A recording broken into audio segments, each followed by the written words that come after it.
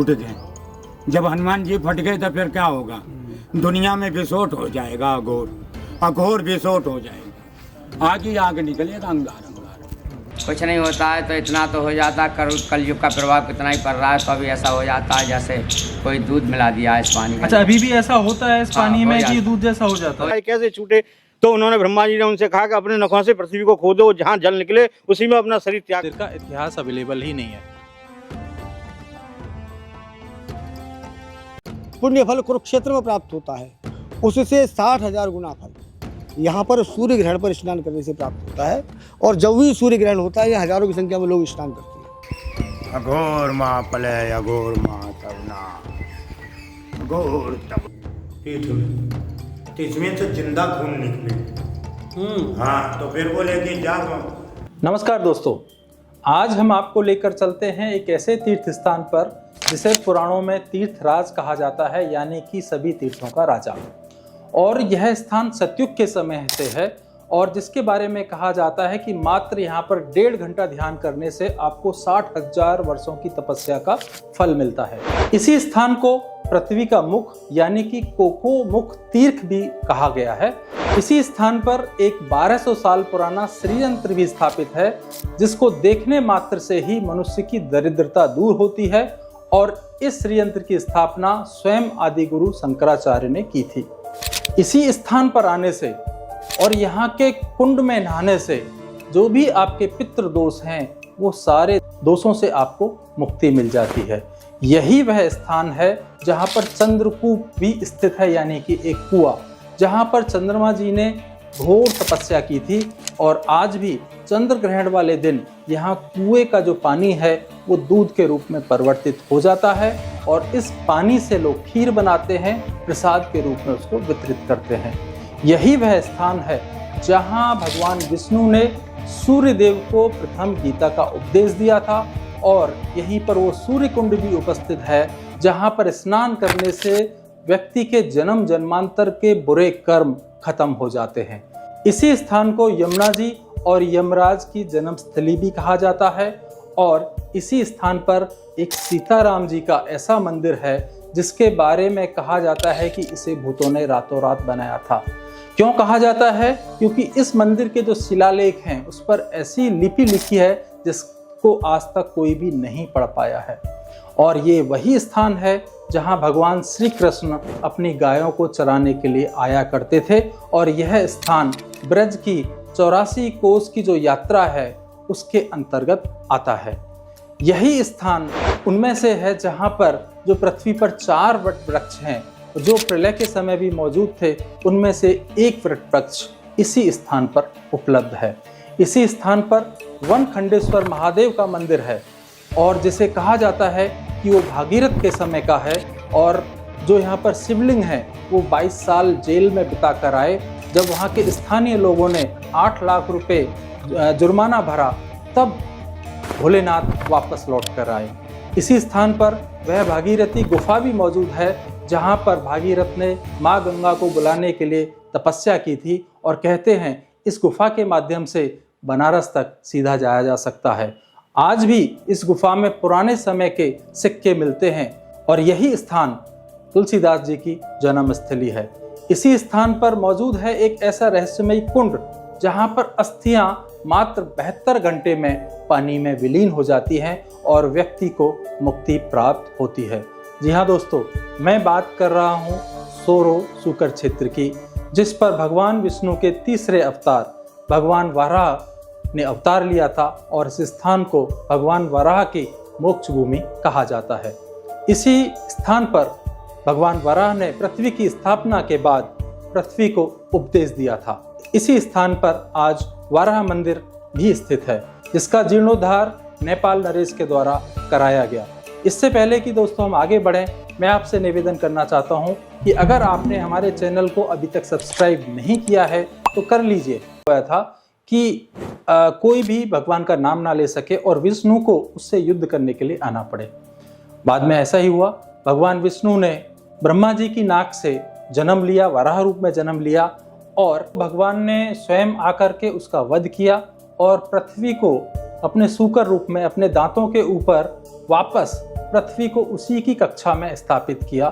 तो बाद में भगवान वाराह को अफसोस हुआ कि उन्होंने, राक्षस तो वो था लेकिन साथ में वो ब्राह्मण पुत्र भी था, कि उनको ब्रह्म हत्या का एक पाप लगेगा। तो उन्होंने पूछा कि क्या किया जाए। तब ब्रह्मा जी ने उनको बताया कि यहाँ पर अगर आप अपने हाथों से, नाखूनों से इस स्थान को खोदेंगे तो गंगा जी का प्रवाह एक मिलेगा, वहाँ पर पानी आएगा, और उस गंगा जी के प्रवाह में अगर वो नहाएंगे, उस कुंड में अगर वो नहाएंगे तो उनको उस पाप से मुक्ति मिलेगी। इसीलिए भगवान वाराह ने अपने नाखूनों से यहाँ पर एक तरह से गड्ढा किया और उस गंगा जल में, उस जल में अपने आप को मोक्ष की तरफ लेकर गए। चलिए इसके बारे में और पंडित जी क्या कहते हैं, उनसे जानते हैं। आज हम पहुंचे हैं उत्तर प्रदेश के कासगंज जिले में स्थित सोरोजी नगरी, जिसे तुलसीदास जी की जन्मभूमि कहा जाता है, और हमारे साथ मौजूद हैं इस समय मानवेंद्र गिरी जी महाराज, जो कि यहाँ पर एक मंदिर के महंत हैं। आइए हम उनसे जानते हैं इस जगह के बारे में, क्या किंवदंतियाँ हैं और क्या पौराणिक कथाएं हैं। आप कितने वर्षों से यहाँ पे? मैं लगभग 8 वर्षों से यहाँ सेवा कर रहा हूँ। क्या प्रसिद्धि है इसकी जो इसे बहुत ज़्यादा प्रसिद्ध बनाती है, और क्या कहानी है आपको? सबसे प्रथम ये बनाती है कि भगवान वाराह का यहाँ अवतार हुआ है। हिरण्याक्ष का वध किया भगवान वाराह ने यहाँ पर। पुष्कर में तो जन्मे हैं ब्रह्मा जी के नख में से। देखते देखते देखते विशाल रूप हो गया भगवान वाराह का। तो उन्होंने तीर्थ तोला है कि जहाँ भी तीर्थ मुझे महान तीर्थ दिखेगा, हिरण्याक्ष का वध मैं वहीं करूँगा। ये भगवान वाराह से पहले का भी कुंड है ये कुंड। तो इस पे से जो काला पक्षी होके सफ़ेद हो जाता था, इस पार से उस पार निकल जाता, वो सफ़ेद हो जाता। भगवान ने फिर देखा ये तो तीर्थ बहुत महान है, तो इस तीर्थ को ओकल कीर्ति भी कहा जाता है पुराणों में। अच्छा। हाँ, तो भगवान ने अपने सुदर्शन चक्र को आदेश दिया और चक्र यहीं गिर गया वो। तब हिरण्याक्ष का वध यहाँ किया है उन्होंने। हिरण्याक्ष का वध करने के बाद एकादशी को व्रत रखा है भगवान ने, और द्वादशी को इसी कुंड में अपना शरीर त्याग दिया, क्योंकि हिरण्याक्ष का वध तो कर दिया, साथ में ब्राह्मण भी था वो। ब्राह्मण का वध हो जाने के बाद भगवान का काला शरीर पड़ गया, तो काला शरीर छोड़ने के लिए, वैकुंठ जाने के लिए इस कुंड में उसी दिन से हड्डी गलती आ रही है। मान लो यहाँ आपने आज अस्थि डाल दी, आपने माता पिता की जो भी किसी की अസ്ഥियाँ लाती हैं, हम राजस्थान से, मध्य प्रदेश से, गुजरात से, दिल्ली से जो भी लाते हैं, वो 3 दिन यानी 72 घंटे में जल हो जाती है। ये सबसे बड़ा प्रमाण है। यहाँ का जो 12 पुराण है सब उल्लेख लिखा हुआ है। अच्छा, 12 पुराण में इसका उल्लेख है। इसको स्कांद पुराण में ही है इसका लेख। स्कांद पुराण में। हाँ, जो अन्य तीर्थों में 60,000 तप करने से फल प्राप्त होता है, वो आधे पैर में प्राप्त हो जाता है, मात्र 1.5 घंटे। इसको सृष्टि की उद्गम स्थली कहा जाता है। प्रथम अवतार है भगवान वाराह का। भगवान वाराह नहीं होते तो संसार नहीं होता। अच्छा। क्योंकि पृथ्वी रसातल में पड़ी हुई थी। भगवान वाराह का अवतार ही नहीं होता तो ना तो राम होते ना कृष्ण होते। और गोस्वामी तुलसीदास जी की जन्म स्थली है ये।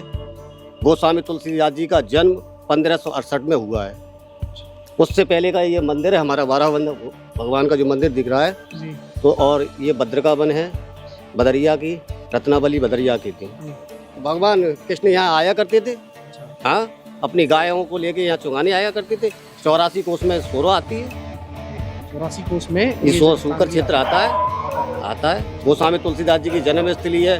नंददास जी का ये गांव है जो आज मथुरा वृंदावन में रास हो रहा है, सब यहीं की देन है। 4 बट पूरे भारतवर्ष में, सिद्ध बट उज्जैन, बंसी बट मथुरा, अक्षय बट इलाहाबाद और सिद्ध गिद्ध बट अपनी सोरो में। तकरीबन कितने लोग यहाँ पे आते हैं? पर डे यहाँ 10-20 हजार यात्री रोज आते हैं। अच्छा, यहाँ आते हैं। राजस्थान, गुजरात, मध्य प्रदेश, दिल्ली, हरियाणा, हर तरह से प्रांत से यात्री आता है। कोई ऐसे मुख्य दिवस हो जिन पे मेला लगता है? हाँ, दिसंबर के महीने में एकादशी आती है। एकादशी, द्वादशी और पूर्णिमा का 3 स्याही स्नान होते हैं यहाँ पे। हर साल कुंभ पड़ता है यहाँ पे। अच्छा, उस पे। और संक्रांति पे भी कोई मेले लगते हैं? मेला लगता है संक्रांति पे जी। हमने क्या कहा, अन्य तीर्थ में कहीं भी स्नान कर लो और इसमें स्नान कर लिया आपने तो उसका गुणा फल है, अनेकों फल गिने नहीं जाएंगे उसके। इतना तीर्थ है, लेकिन सरकारों ने यहाँ कोई ध्यान नहीं दिया, इसलिए आलो पढ़ाए हंस चुकेगा दाना तिनका कौआ मोती खाएगा। नहीं, मैं अभी देख रहा हूँ कि अब तो जीर्णोद्धार का काम चल रहा है। जब से योगी जी आए हैं तब से हमारी सोरो जी का विकास हो रहा है बराबर। अच्छा, तो आप धन्यवाद देना चाहते हैं? बहुत बहुत धन्यवाद देना चाहता हूँ योगी जी के लिए जी। और उनके सारे, मोदी जी का भी बहुत बहुत योगदान है। जो दर्शक हमारे चैनल के माध्यम से आपको सुन रहे हैं, देख रहे हैं, उनके लिए क्या आप संदेश देना? मैं उनके लिए एक संदेश देना चाहूँगा, सोरो जी आइए, आप यहाँ देखिए अन्य तीर्थों में जो 60,000 तप करने से फल मिलता है वो आधे पैर में प्राप्त हो जाता है। इस तीर्थ की ये विशेषता है, अन्य तीर्थों में चकाचौंध मिलेगी आपको, यहाँ आने के बाद हृदय पर तसल्ली मिलेगी। ये तीर्थ की महान है जी। अब आपको लेकर चलते हैं हनुमान जी के मंदिर में, और वहां पर जो हनुमान जी की प्रतिमा है उसको स्वयं तुलसीदास जी ने सिद्ध किया था, यानी कि उनकी वो पूजा करते थे। चलिए चलते हैं मंदिर के अंदर।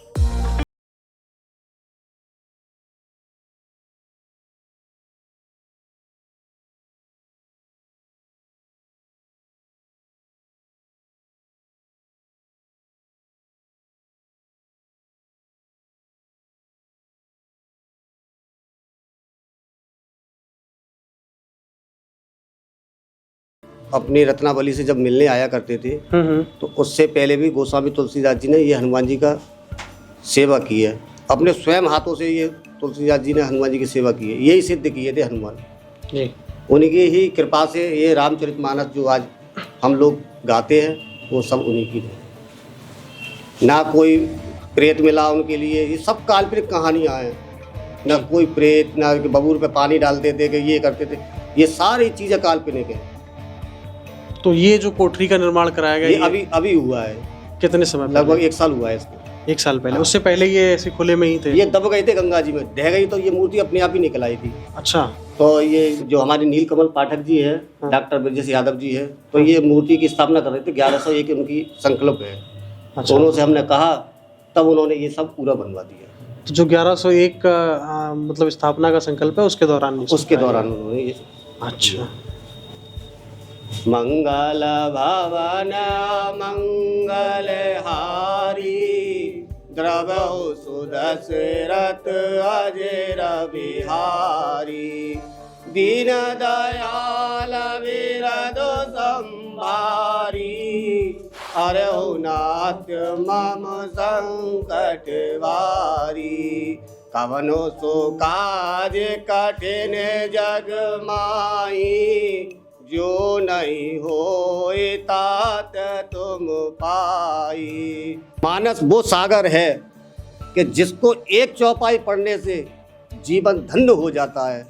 इसको निरंतर पढ़ने वाला कभी किसी कोई बंधन में पढ़ ही नहीं सकता।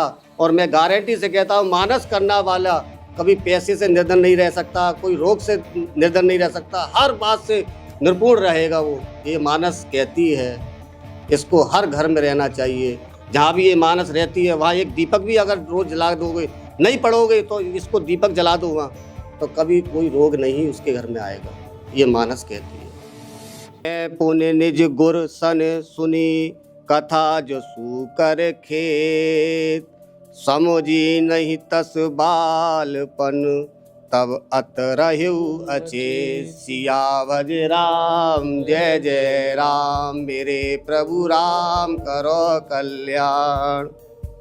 ये पूरा सूकर क्षेत्र का इसमें वर्णन कर दिया। फिर वही कथा मैंने वहरा क्षेत्र में अपने गुरुजी से सुनी, परंतु उस समय मैं लड़कपन के कारण बहुत बेबस था, इससे उसको उस प्रकार से अच्छी तरह समझ नहीं पाई।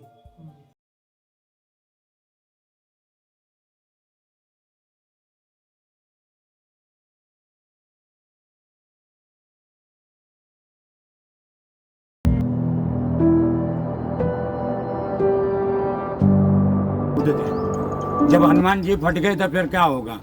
दुनिया में विस्फोट हो जाएगा, अघोर विस्फोट हो जाएगा, आग ही आग निकलेगा, अंगार।